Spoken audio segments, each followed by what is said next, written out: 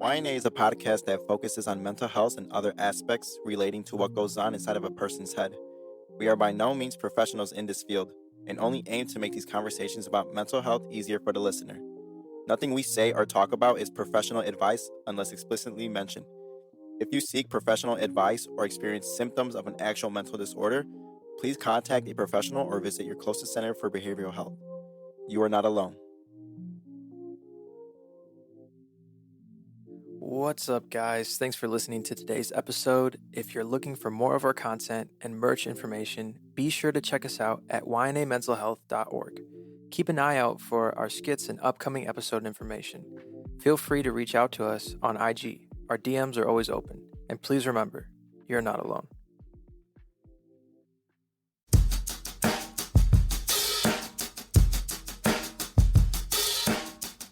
Hello. Welcome back to YNA Mental Health, and this episode is on gaslighting. I can kind of start where, what is gaslighting? Where does gaslighting come from? How does it even get its phrase? So gaslighting, the term comes from a 1938 play by Patrick Hamilton, known in America as Angel Street, and then later developed into a film, Gaslight, by Alfred Hitchcock. In the suspense film, a manipulative husband tries to make his wife think she is losing her mind by making subtle changes in her environment, including slowly and steadily dimming the flames on the gas lamp. Not only does he disrupt her environment and make her believe she's insane, but he also abuses and controls her, cutting her off from family and friends. So this is how the term kind of comes from and where it stems from. Shani, you want to take over? What is gaslighting? So, what gaslighting is a form of emotional abuse. It's used to manipulate somebody psychologically, and it kind of makes them question their own sanity.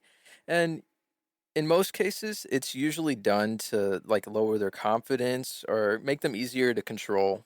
And with any aspect of emotional abuse, it's always leads back to that control, having, how far you can push somebody, how much you can really make them do or say.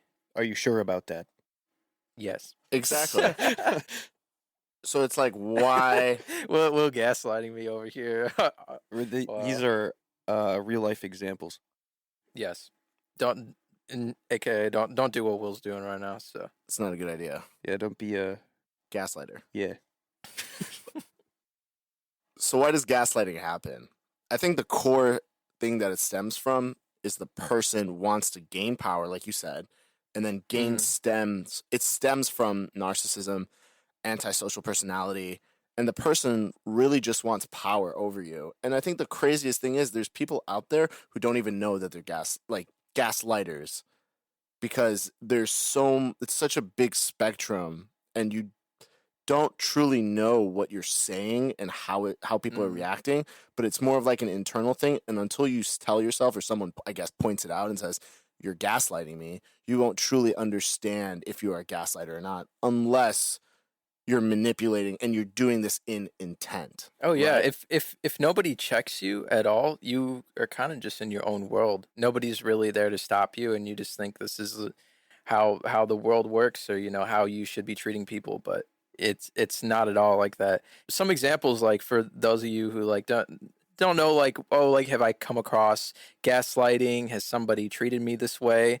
Here's a few common phrases that a gaslighter might say to you. So, oh, that never happened, or you're crazy, and other people are starting to think so too. And I'm sorry you think that I hurt you. Do you really think that I'd make that up? You're just trying to confuse me. I'd never intentionally hurt you. See, I don't know if you guys could tell by the tone or kind of how it's portrayed, but that would drive me a little bit crazy if somebody was constantly saying those things in my ear. I'd be like, well, maybe I am wrong. Maybe what this guy is saying is correct, or maybe this girl is, it's just that type of stuff will definitely drive you crazy, and it has a huge effect on your mental health too. So it's just a few signs to look out for.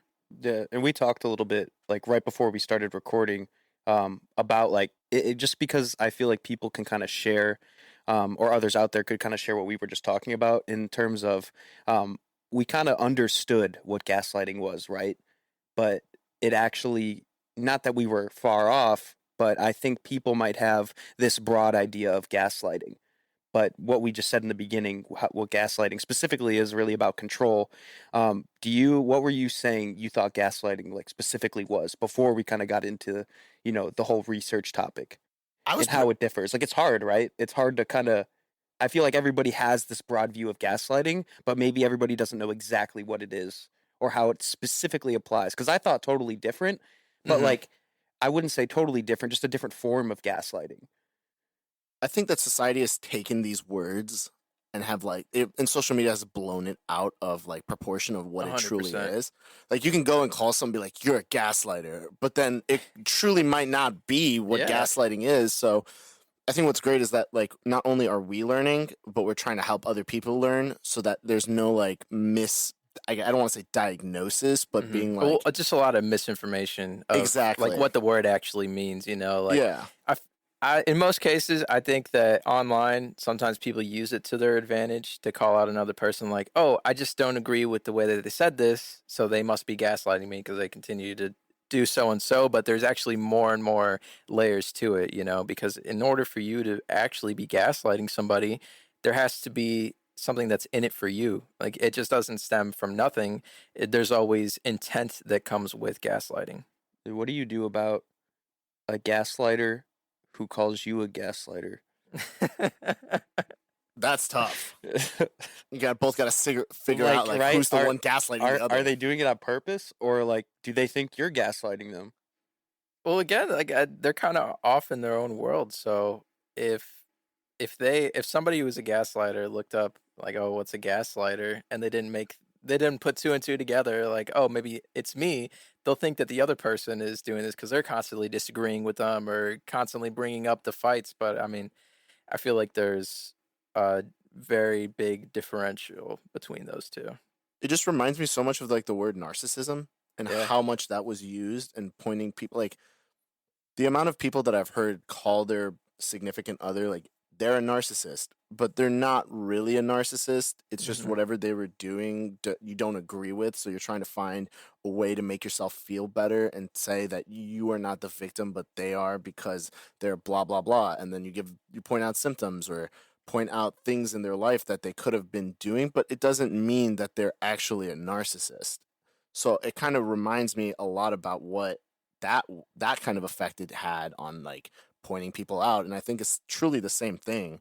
So we're going to kind of shed the light on like the separation and get a deeper understanding of what gaslighting is, what you personally see in other people that you should look out for, and kind of understand like how does it affect the brain, what gaslighting behavior is like, and other kind of sort of, I guess, things that go along with gaslighting to give you a better understanding.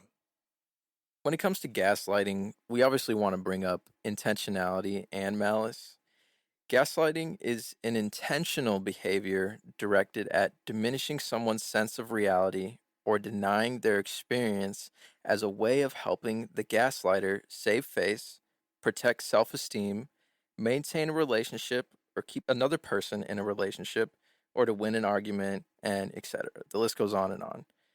These motives are not necessarily understood or noticed by the gaslighter, and sometimes they may actually believe the things that they say. However, gaslighting involves a lot of malice and an intentional attempt to deny someone's reality for your own gain, even if it's very subtle or unacknowledged by anybody. And all these other abusive behaviors, including like name calling, bullying, physical or sexual violence, involve behaviors that are clearly seen and visible to both the person who's committing it and the person who it's going against. So with gaslighting, people sometimes they don't notice that they're engaging in these behaviors and may lack an understanding of, the undermining behavior, making it even harder for people around them or victims to understand their actions.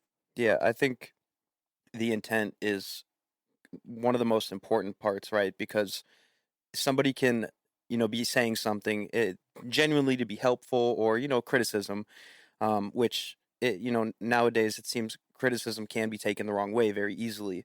And yeah, I think it's dangerous to kind of to strive away from the idea that you're able to criticize, but of course in a healthy way, an honest, helpful way. So somebody can be, giving you honest criticism, and you can be thinking they're gaslighting, but they're not. Otherwise, they can be gaslighting, but they don't know they are. And maybe you do know they are, maybe you do know they're not, either way. Or they are gaslighting, the intent is there and they're doing it in malice.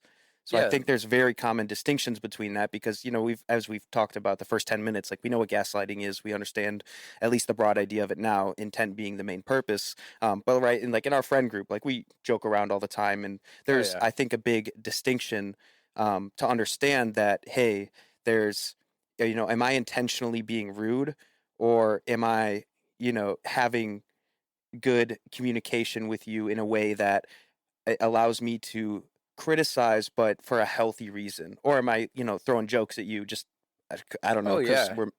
we're just doing, I don't know, Just messing the around, boys. And in a lot of these cases, one of the first things that you need to look at is what does this person stand to gain from all like that they're doing, Like you said, if it's constructive criticism, they just want to help you. They just want you to better yourself, or maybe they'll call out something. It might have been in maybe a way that's seen as rude, but you definitely want to look at what they actually mean behind their words. And if it's to demean you or to kind of bring themselves up, then it's almost obvious that you're dealing with a gaslighter, right? So if somebody who is like saying like, oh, like you're wearing that, or you don't look that good with what like you're wearing, or like I don't like the way you're acting, like maybe you should act more like me, or something, like just to take it to the extremes, like that's definitely gaslighting, because their intention is very clear. It's just to bring you down, not really to help you in any sort of way, and it only benefits them. So And I think the worst part of the whole thing is that this person that's gaslighting you is most likely someone that you're very close to, like a family or friend. I oh yeah, personally don't, not that I haven't seen it done by like a stranger, but usually when someone's gaslighting you, they know a lot about you and they know how to control you. When you meet someone for the first time, and if they're truly gaslighting you, it's pretty difficult because they don't understand what your life story is. They don't understand who you are, what you've gone through, so they can't use that to their power until they get that kind of certain level of just like, I know how to bring you down, so I'm going to use this against you, and I'm going to go into those dark things that you've told me, and I'm going to use them. And it's so difficult because this is a friend or a family member, yeah. you know? Friends, family members, business partners, caretakers, and anybody that you're close with is most of the time when this is going to be happening, when you're dealing with a gaslighter. Yeah, and that's a big thing too. Like, I read a lot about gaslighting with like in a relationship, right? Like a Mhm. significant other, but it could be anywhere, like friends, workplace. Oh yeah. It's not uncommon to be just in relationships. So, the way that gaslighting affects the brain is that the process is often gradual. You chip away at the person's self esteem, at their confidence. They're trying to make you feel invalidated. And the whole thing about gaslighting is it's like they're twisting it on you. And once you ask the question of, well, maybe there's something wrong with me, that's when you know, like, oh shit. Like, They've succeeded. yeah. And the worst part is when you're asking yourself, like, is it me? You're probably going to answer, yeah, it is probably me, and not look at like what the actions are, because that person is truly trying to manipulate you and hurt you.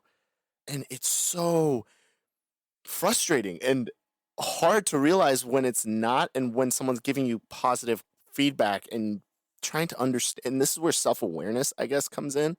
But when you're getting chipped at your self-confidence and your self-esteem, trying to build that back up after that's been crushed, probably especially in a relationship or someone who you really care about, and them saying that to you is just going to be like this level of trust that you're never going to get back either, because you're going to be thrown in such a whirlwind that you're like, is it me? Is it them? Do Yeah. other people see this? Like, I don't know. And the thing is that like the gaslighter will drive you crazy, because this is like the thought process that you would go through, to start questioning yourself, your own self-confidence. And it's also really important to catch these things early on, because in most cases, like emotional abuse later on down the line, it turns into physical abuse. The worst of the worst, I feel. I totally agree with you Yeah. because at the ending points of a relationship, when everything is coming to an end, the person has so much, not, I wouldn't say information, but they know you so well. So they could easily twist your words against you. They can easily make you feel like you're crazy because you're such in a vulnerable spot already with this person, and you've opened these like flood doors to them that Yeah. like they understand you to the core, and so that they can just easily manipulate you. I Mhm. guess I'm trying to figure out because I know I've been in a friendship that I felt as if now that I'm looking back on it, I was they were gaslighting me, and I truly never saw it. I had friends telling me like, I don't know about this person, I don't know how I feel, and it Mm. took me so long, and I didn't see it in the beginning, and now years later when I look back on that friendship, I see, holy shit, I was being gaslit the entire time. Oh, yeah. And you truly never know until you take that step back. So I really hope that if you're out there and listening to us, like, understand you may not be crazy. Like, them, Yeah. yeah. Yeah, you may not be the one who's at fault here. And a lot of the times, like, I feel like these gaslighters, they mostly just project their own insecurities onto other people, and that's also a big thing too. It's just like if that person has gone to a point in their life, they're just deflecting everything and kind of blaming other people, putting it on the other person rather than themselves, kind of like looking at themselves in the mirror, then that's just a very clear sign that maybe they need help, or maybe you could call it out on them. But then again, it is so hard to approach somebody who's the gaslighter, because they're either always in the right, or they'll try to make it seem like you're always in the wrong. And that's what we kind of try to do on the podcast overall is Mhm. like make sure that it's okay to ask questions, not just with gaslighting but with everything. It's okay to ask yourself honest questions about you, or to be open about yourself to others, Yeah. and talk about mental health. But with gaslighting specifically, when we're going down kind of the line of trustworthiness and how you said, it's with people generally that know you very well. You have so much trust with those people that you don't think that they would ever do that to you. And that's why it takes people so long to really realize, what's actually happening. And, maybe you could be wrong, but the point is, don't be afraid to ask those questions, because you can really tell based on how you think, how you see those people react to the questions that you're asking. If you're curious if you're trying to find that intent, that's the big overall picture. If you can't ask them, if you're afraid to ask them a question like that, try to get down to the core of what they're trying to do, or what they're trying to figure out about you, um, that might be a telltale sign that there's probably a underlying issue. Oh yeah. You 100% don't want any relationship in your life to limit you on the way that you speak, on how you speak about your emotions, and just overall how you are with a person shouldn't be limited at all, based off of like, oh, you think they'll react in a bad way, or based off of however they may have reacted in the past. Don't allow them to get to you. And be self aware and have these open conversations. I wouldn't say with other people, but start it with yourself. You know, if they're telling you you're crazy and you truly believe that you're crazy, maybe you and that person are wrong. Maybe it's not you. And that was the hardest thing for me to see, was like, it wasn't me. And I was blaming it all on myself because I wasn't self aware with how I was feeling and what I was going through. And so I just agreed with this other person, and hopping off of you, well, about the level of trust. Like, you probably trust that person so much that like, even if they're saying this, like, one of the examples was the person was telling the other person to go get medication, and then they did, like, they went and got the medication, and then the person was like, that's not enough, you got to go to therapy. And then they started going to therapy, and they just continuously went down this hallway of opening doors and being like, okay, well, I'm fixing the issue, but nothing is being resolved in our friendship. Maybe you fixing all of these issues is not you, that you're not the problem. Maybe the other person that's telling you all of this stuff is the problem. And that's so hard to understand and so hard to point out without truly being self aware of what you're feeling. Oh yeah, and nobody really wants to have an uncomfortable conversation about it either. Yeah. So, but that is one of the first steps. Either talking to a professional talking to friends and family about it, but the first person you want to see is a professional. Maybe see if you are in the wrong. Maybe see what the gaslighter or the potential gaslighter's intent is on these statements, and I'm pretty sure that it would become very clear to whoever's going through something like this if they connect the dots. Like, oh, this is like a red flag. This is a red flag for mental abuse, for physical abuse. You just need to at least open yourself up for that conversation. And being open is what mental health, I feel like, is this massive stigma that surrounds it. It's just people don't like to tell or like open up about what they're feeling, and they're scared and they don't want to be vulnerable. And I totally understand, because I've felt that. I've hid my emotions away. I've buried them so deep inside of me that it's now harder for me to work on. When I go to my therapist, we're working on this thing for me that it's trying to understand my feelings better, because I shoved them and buried them and did whatever I possibly can to not feel that. Now that I have to work on redigging that up to make sure that I understand that no, these feelings are important. Be open about these conversations. Be open about your mental health. Don't allow things like this to consistently hurt you, because maybe if I was more open about my mental health back then and was a little bit more open about how I was feeling, maybe I would have pointed out that that person was a gaslighter from the beginning and was able to get out of that friendship much earlier, instead of allowing myself to feel this hate, to feel this punishment, to feel as if this continuous lies. It's the lies, man, that truly break you down, break your trust, break who you are, and break your self-confidence and your self-esteem. Yeah. And lies will drive you insane, especially when they start seeming like reality. And then you start having conversations with other people, and they're like, oh, I didn't think that. Like, when you start projecting what other people have lied to you about, then that's when you can probably see a lot of, like, oh, maybe somebody in my past has led me down the wrong path in terms of like how I view myself mentally. And trust is one of the hardest things to rebuild, not only in yourself, but in other people. Like, once someone breaks your trust, you kind of go in this period of like, well, it's going to be so much harder for me to trust other people. And then you find out that somebody that you were so close to is gaslighting you this entire time. It's like, who do I trust? Who can I trust? And then that destroys other future friendships, relationships, and even can destroy the friendships and relationships that you're in now. So I think it just always comes back to being open about these conversations, being self-aware, like we said, and kind of getting an understanding of like what that other person's intentions are, like you said, Cheyenne. So if you're ever in, let's just say you're in a spot and you feel like you're being gaslit, what do you truly do to not only help yourself but help your mental health? Well, first of all, if it's more than mental abuse that's starting to lead to physical abuse, of course, call 911, call the authorities, make sure that you get the help that you need. And then also, anyone who's seeing signs of emotional abuse but is not in immediate danger, they should go to the National Domestic Violence Hotline.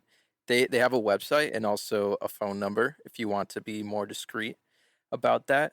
It is 800-799-7233. Again, that is 800-799-7233. And they offer anonymous help by phone, text, or even online chatting. And it just kind of gets you closer to a professional to get the help that you need and, get away from these situations. To kind of hop off of that, is there's another, it's how to fight gaslighting. If you're ever in a moment where you're like, I think I'm being gaslit, here's some ways to fight it. Step 1, buy a gun. Sure, if you want to take it that to the extremes. to the extreme. But so how to fight gaslighting: don't take responsibility for other person's actions. Don't sacrifice yourself to spare their feelings. Remember your truth.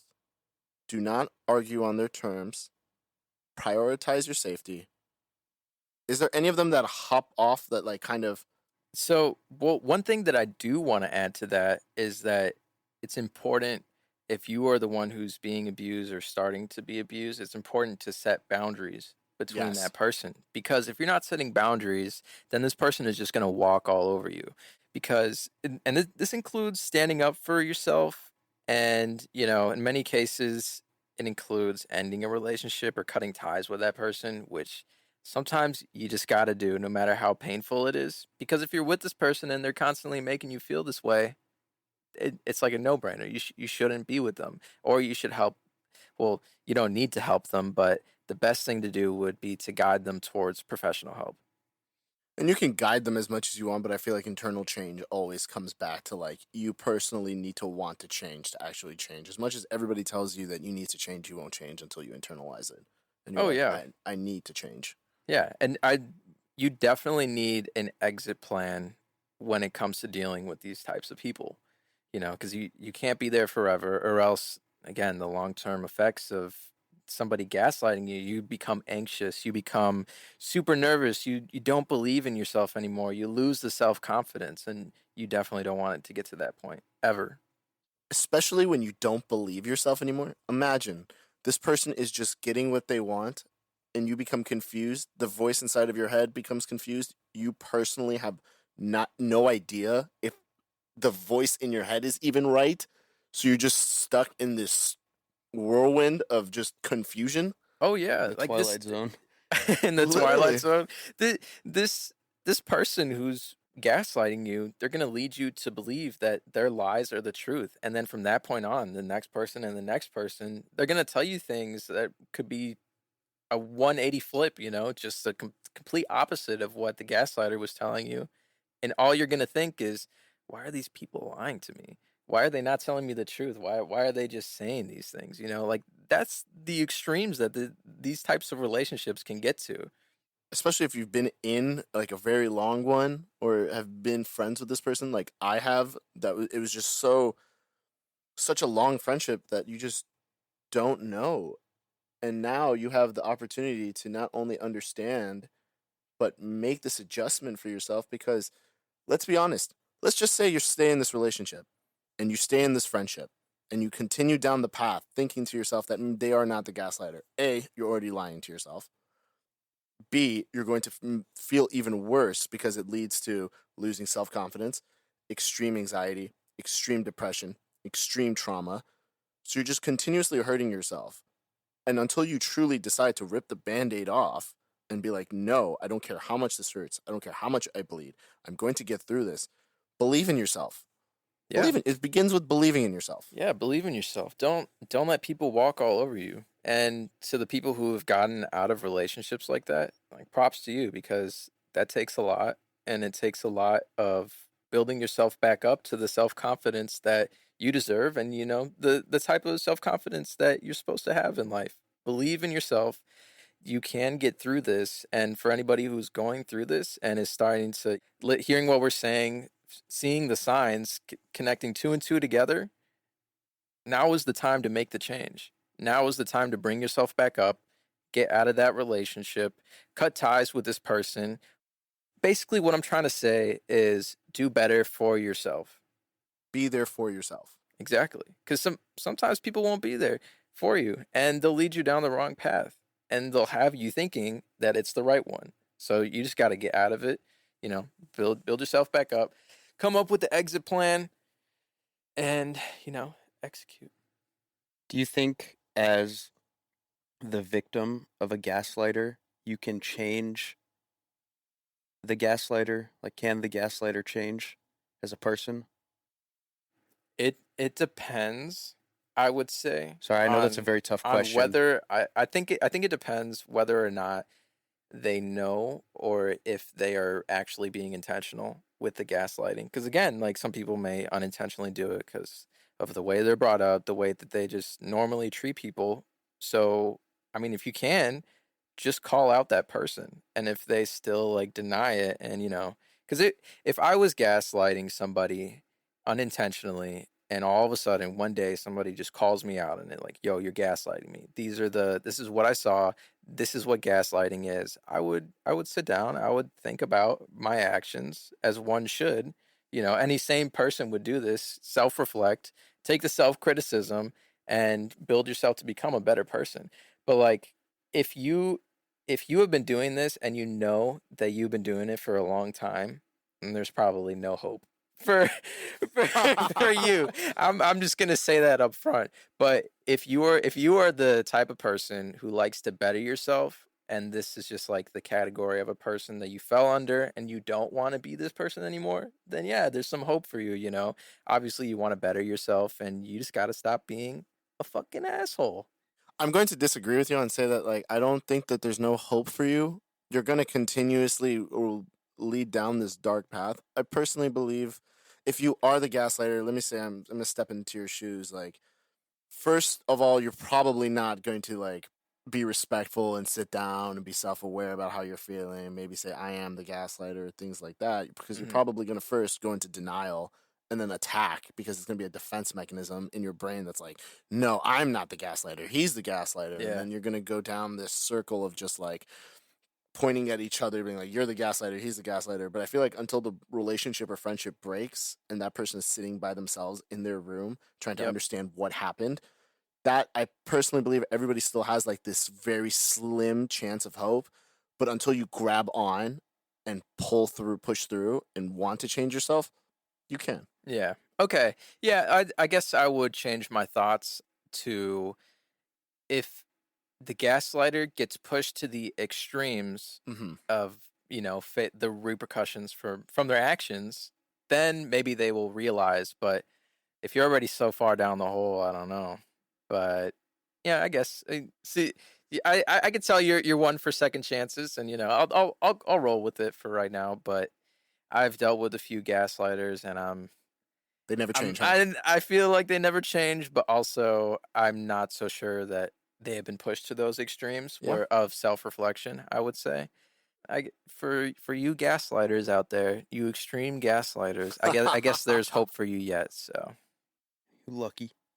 lucky. So to kind of wrap this all up and put this into a beautiful bow and set it on fire for these gaslighters, we just kind of want to repeat and reiterate: if you are being gaslit, remember, set boundaries, change priorities, get professional help. Very important. If you need to see a therapist, you need to see one. Definitely recommend it. I go to therapy now, and I feel my mental health has never been better. And to put a stamp, make sure you have an exit plan, because you don't want to go down a path and not have a plan and be thrown even more into a whirlwind and start pointing fingers at yourself. Don't start the blame with yourself. Yeah, especially when building yourself back up. Yeah. Remember, you are not the reason for the gaslighter's abuse. It's just their way of control. It's not your fault. And don't lose trust in humanity. Don't lose trust in other friendships, because you're going to get gaslit, and then your bubble of trust is going to explode, and then somebody else is going to try to come into your life and be actually nice and helpful. You never know what someone's intentions are, but maybe they are trying to care for you. So don't lose your trust in other people. Or yourself. But get more information, and now you're going to be more prepared and look out for those red flags. Be honest with yourself about red flags. If you see a red flag, write it down. Think about it. Critically think about it. Sit and figure out if it's truly a red flag. Don't just go, that's a red flag. That's a red flag. No. Take a step back. Analyze the red flag. Understand why it's a red flag, and then continue on. Yep. Be in control of yourself. Don't let others control you. Man, China, you're throwing out some fire quotes out here. That's something. That's something, man. Yep. I'm just on one today, guys. Beautiful. So we just want to remind all our listeners out there, we really appreciate you listening to the podcast. If you want to listen to any more, go to Spotify, Apple Podcasts. We have a YouTube channel, our Instagram handle, and all of the rest of our handles are at YNA Mental Health. If you ever need to seek professional help, please reach out to go get that help, because you never know when you need it. Mm-hmm. And again, guys, reach out to the National Domestic Violence Hotline whenever you get a chance. If you guys are going through something, just even if you're not sure. Yeah, even if you're not sure, just reach out to a professional. Just one click away, one phone call away, one text away, whatever you need. Just hit them up. Here at YNA, we like to get the community involved, and if you or a family member or somebody you know has been a victim of gaslighting or have been the gaslighter, we'd love to hear your guys' story. So shoot us an instant message, a DM, wherever we're on Instagram, Facebook. Just send us a story, and you could do it anonymously, and we'll get your story out there, get your voice heard. Yeah, and our DMs are on Instagram are always open. Feel free to message us if you're ever feeling some sort of way. And we just again want to remind you, please remember, you are not alone. And we'll catch you on the next episode. Peace. Thanks.